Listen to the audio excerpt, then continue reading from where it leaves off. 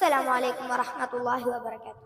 الحمد لله رب العالمين والصلاة والسلام على أشرف الأنبياء والمرسلين وعلى آله وأصحابه أجمعين أما بعد.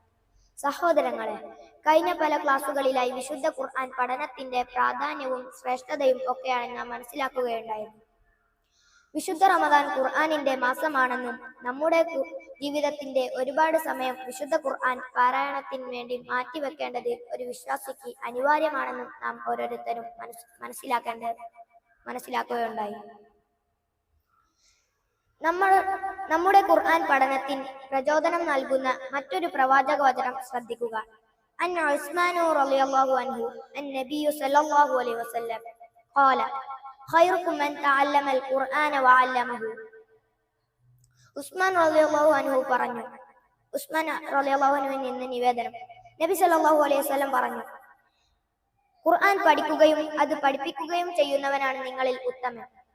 സഹോദരങ്ങളെ, നമ്മൾ ഇതിൽ ആരാണെന്ന് സ്വയം പരിശോധിക്കുക. നാം ഖുർആൻ പഠിപ്പിക്കാറുണ്ടോ? നാം ഖുർആൻ പഠിക്കാറുണ്ടോ?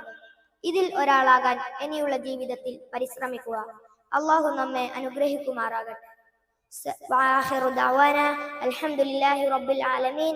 അസ്സലാമു അലൈക്കും വറഹ്മത്തുള്ളാഹി വബറകാതുഹു.